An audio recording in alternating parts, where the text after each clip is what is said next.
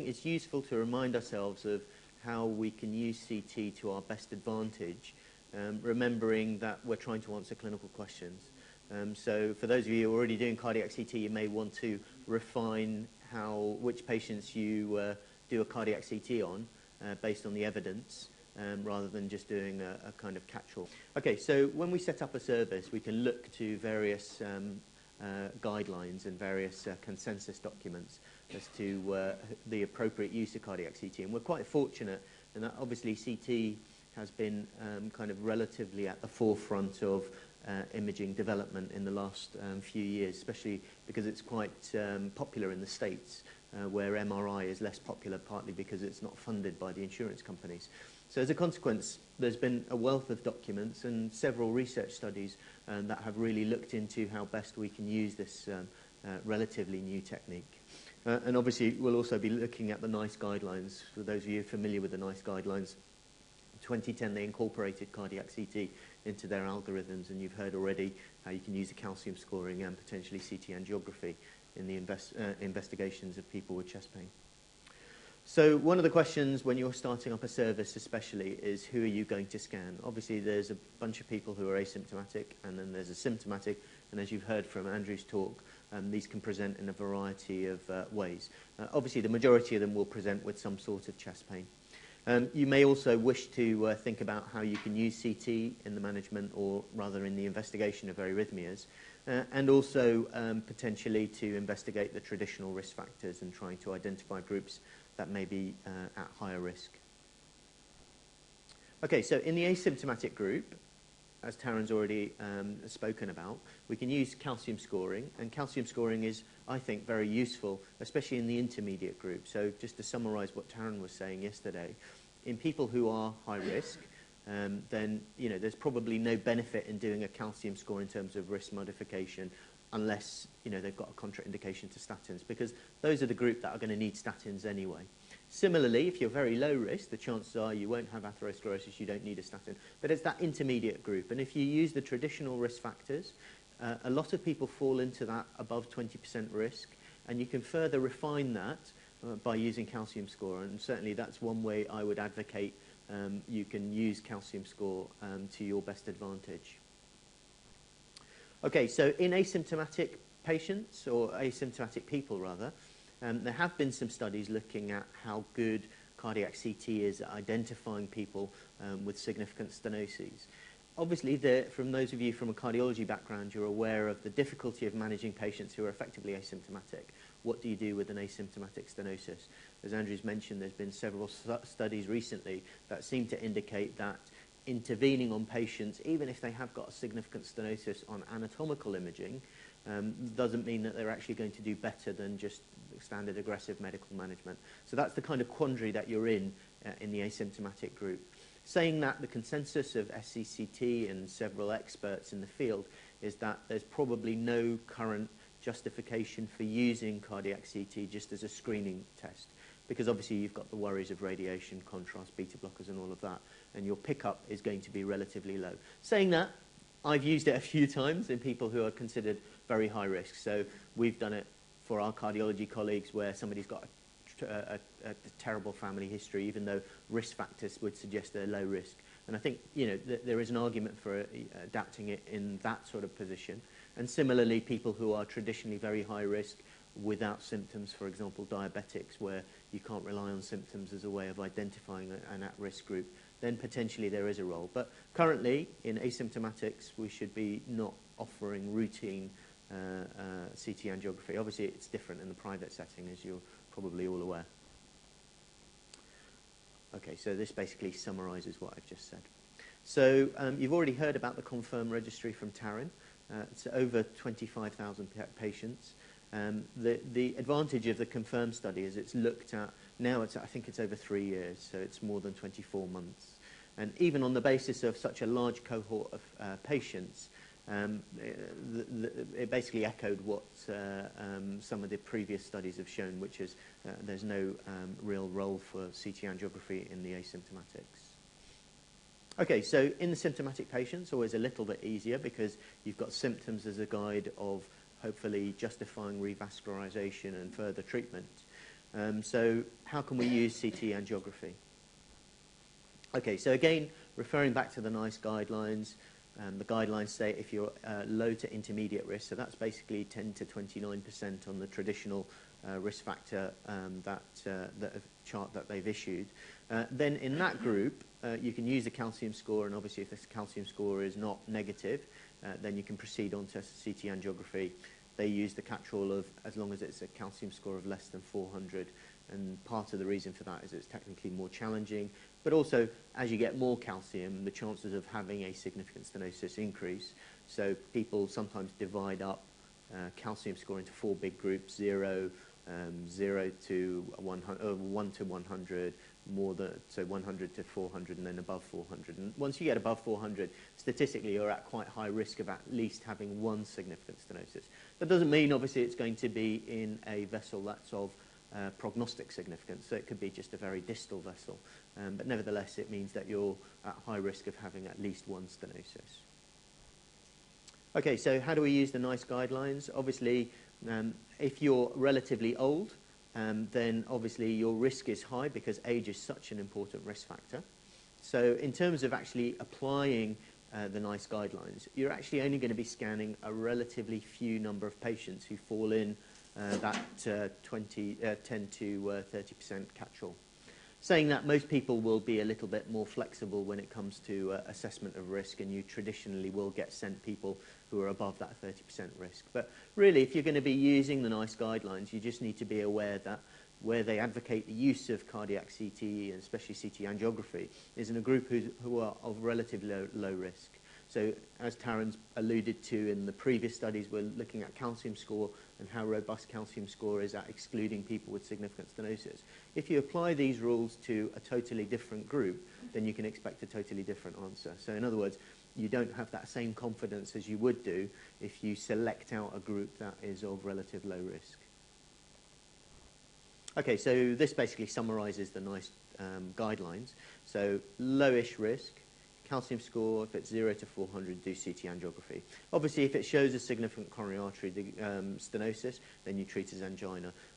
But as you'll find, obviously, if you've got an intermediate stenosis, in the same way as if you're doing angiography, if you've got moderate stenosis, often you don't know if it's really significant or not, and you have to do something else. Obviously, CT angiography, although there's CT FFR that you can now do, and you'll hear a little bit about that later on, it's still very much a research tool. So we would defer to some sort of physiological testing. And to be honest, a lot of what happens, as you know, is a reflection of what services you've got available at your own hospital. So, for example, if you've only got CT, then probably the next step would maybe be angiography with FFR. But similarly, you know, if you've got stress echo, if you've got stress MR, if you've got nuclear medicine, then that may be a potential option for that particular modality. Okay, so talking about calcium score of 0 and using it as a way of filtering out people with atherosclerosis, again, I'd refer you back to the NICE guidelines. If you've got a very high index of suspicion, if the history is high, in some ways the score of 0 is not as reassuring as a low-risk group. So again, you know, if you look at the literature where people have been very critical about using a 0 as a way of just saying you haven't got atherosclerosis, off you go, again, I would just draw your attention to that a lot of the data where they show a higher incidence of coronary artery stenosis, especially significant stenoses, are actually in groups that are already referred for angiography. So typically they will be, you know, either a fantastically good history or, you know, a group that doesn't fall into those traditional risk factors. I think with all of these things, you have to use a little bit of common sense. So, you know, if you take a history from a patient, you're convinced this is angina, in some ways it doesn't matter how many negative non-invasive tests you do, you'll always have that doubt. So it's kind of using that sort of way of thinking. So I think if you're convinced that this patient's got angina, getting a 0 score is not going to necessarily stop you going on to the next level of investigation. So one of the things that you'll have to do, especially when you set up a service, is liaise with your colleagues and work out how best to use the service. And as I've said, for example, at Imperial, we've got different people who do different things, and you just need to be aware that there is a difference in opinion, and you just have to understand that and just go with that. Okay, so calcium scoring is very helpful in the prediction models, so that potentially is one way that you can use calcium scoring alone. So moving on to symptomatic patients, whenever you look at a diagnostic test, one of the things that you have to consider is the diagnostic accuracy, and also as of secondary interest, but also just as important is if it gives you any information with regards to prognosis. So, as I've said, there's been several studies looking at CT angiography, especially looking at it compared to catheter angiography. Obviously, they're both anatomical tests, so it makes sense in some ways to compare it with CT angiography, with conventional angiography.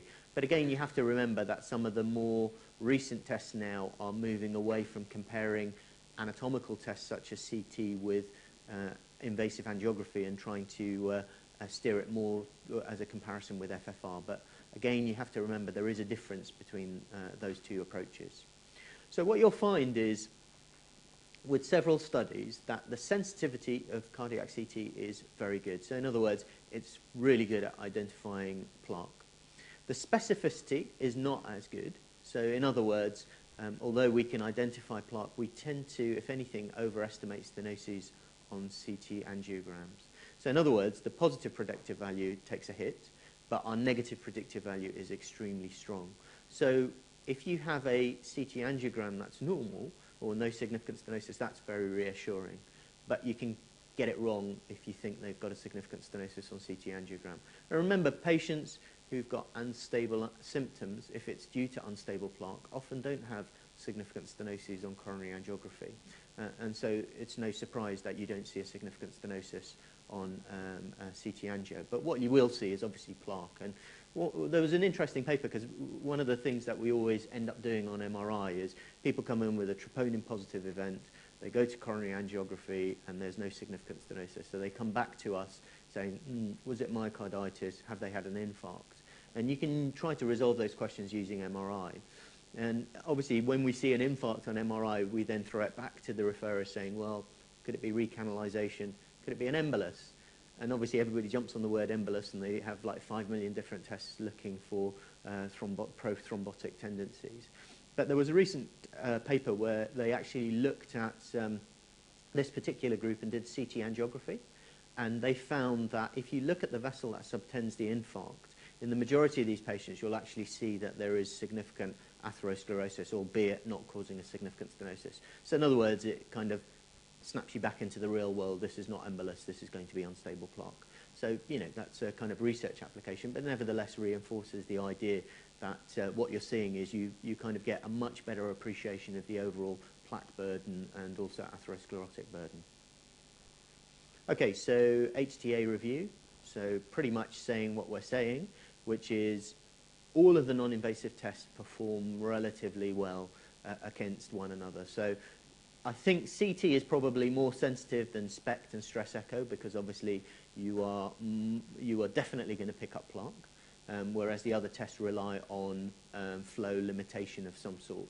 So you know that you can have a significant stenosis, but it can still not be necessarily flow limiting, which is why there's that controversy with doing FFR-guided PCI rather than just PCI based on an eyeball measurement. Okay, so again, multi-centered. It's always useful to look at multi-centered trials because that's more a reflection of real world. And again, it just reinforces what I've just been saying, which is the negative predictive value of cardiac CT is extremely high, whereas the positive predictive value is not as good, but still, it's not bad. So one of the other things that we sometimes get asked to do in patient groups is, even though patients may be high risk and you're convinced that they've got angina, the patient refuses to have angiography, or they're considered just too high risk for our standard angiography, and you want a particular reason to intervene. So in other words, you want to know, have they got prognostic disease? So prognostic disease usually means left main stem or proximal LAD disease, or potentially 3-vessel disease in the context of impaired LV. So CT can be very helpful in that sort of situation where, you know, you're just trying to rule out prognostic disease. And again, you have to accept that what you need to do when you first set up a service is educate your referrers as much as involve your staff in staff training and getting the service up and running. Because what you don't want is to be getting lots and lots of inappropriate referrals. A, because it's very difficult. It makes your life extremely hard because you're dealing with people who are going to be resistant to beta blockers, who are not going to tolerate beta blockade at all, and you end up giving them high radiation doses and you don't answer the question even because the images are so rubbish. But also, you have to manage the expectations of your referrers. I think it's important to emphasize the fact, especially to our interventional colleagues, that we're not trying to replace diagnostic angiography. That's not the remit of cardiac CT. What you're trying to do is reduce the number of patients going to diagnostic angiography with normal coronary arteries. So in other words, trying to limit the number of patients that are referred to angiography who could avoid angiography altogether. So that's where we look at the negative predictive value, and that's the whole strength of cardiac CT, and that's how I would suggest to you that you kind of push your service, because that's where you'll kind of get the biggest bang for buck. So one of the things that we've done, for example, at Imperial, we've got a very big stress echo service. So obviously I've had loads of resistance from people saying, no, no, no, why would we want to expose a patient to radiation when we can answer the test with a stress echo?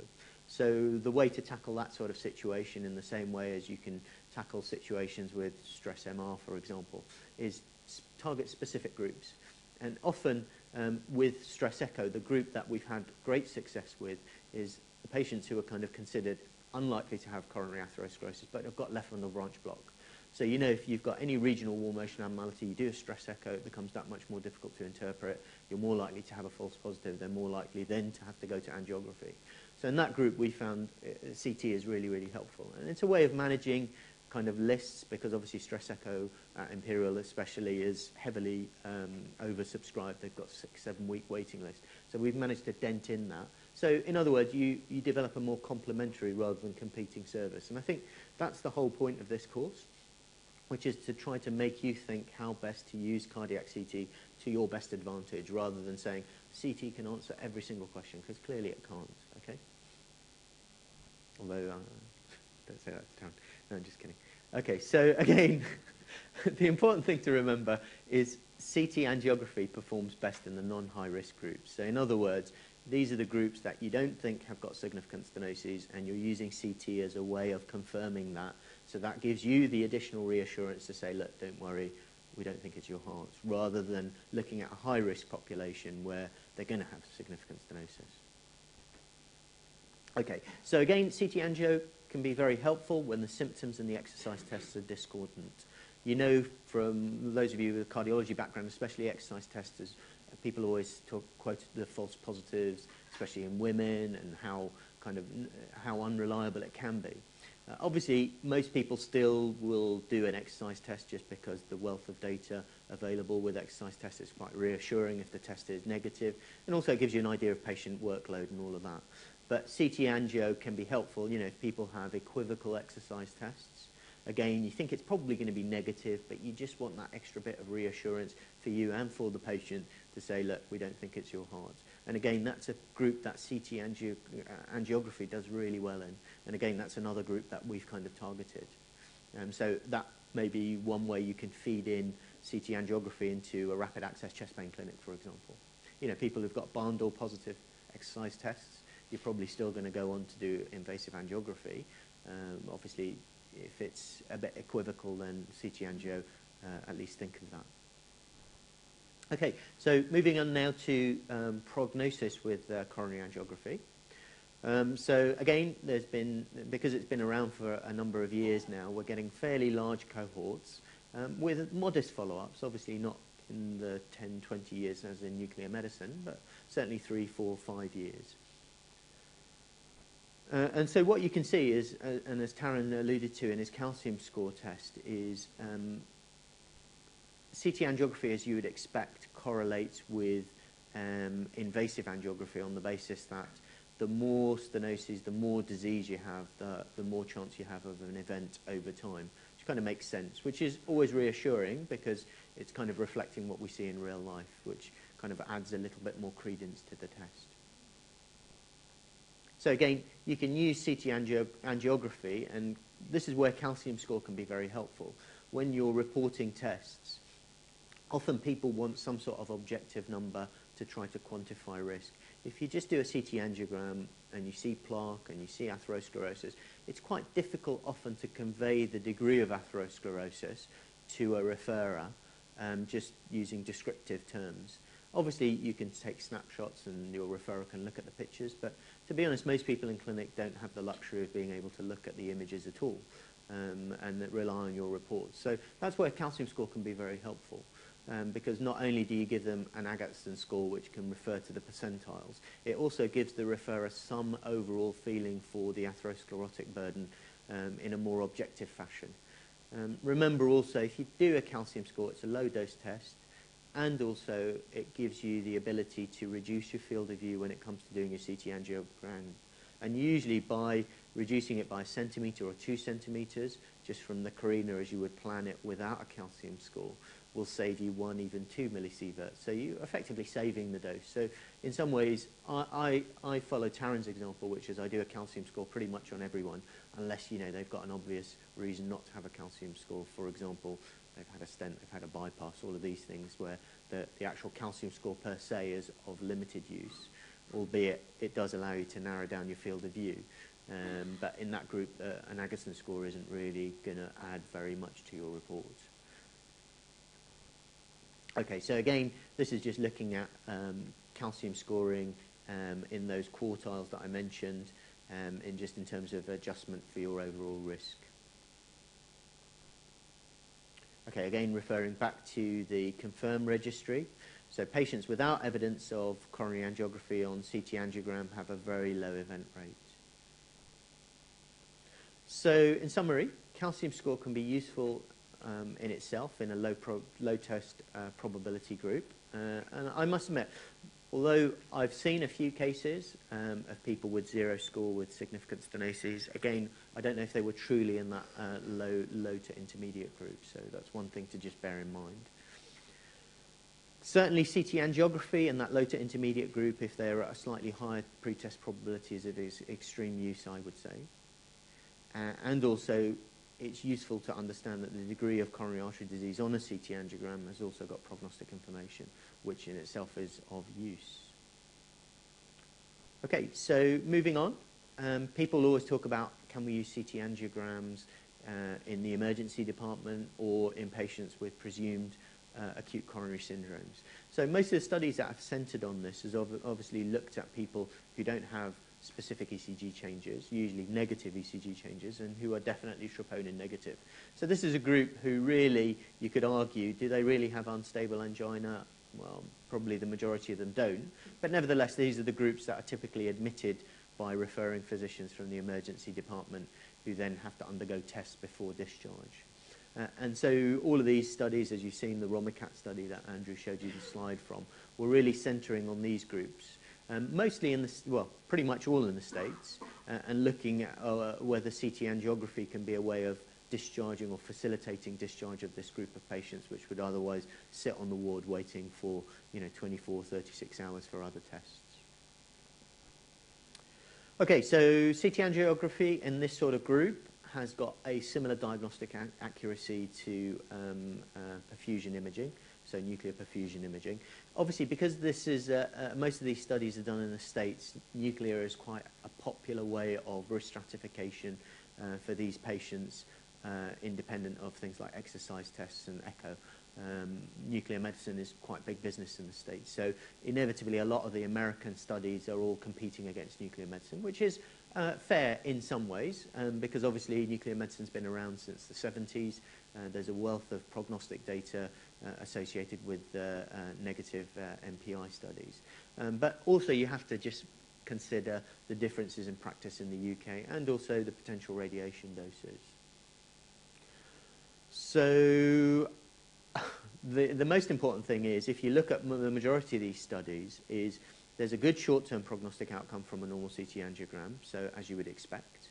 And also, there's a reduced time of stay in the emergency department. Now, that statement has been challenged by several editorials, because if you actually look at the group that underwent CT angiography, you could argue that most of these patients could have been discharged just with a decent history, or even something simple like an exercise test without having to go down the route of more complex investigations. And that's always been the Achilles heel of a lot of these studies in the States, because almost by definition these are people who are at relative low risk of having coronary artery disease because they've got normal ECG, the troponin's negative, the history is a bit dubious anyway, and they're just being admitted because of the worry that you don't want to miss somebody with coronary artery disease. It's totally understandable. I'm sure we've all done it when we were juniors and even when we're seniors. Ultimately, you don't want to miss something like coronary artery disease.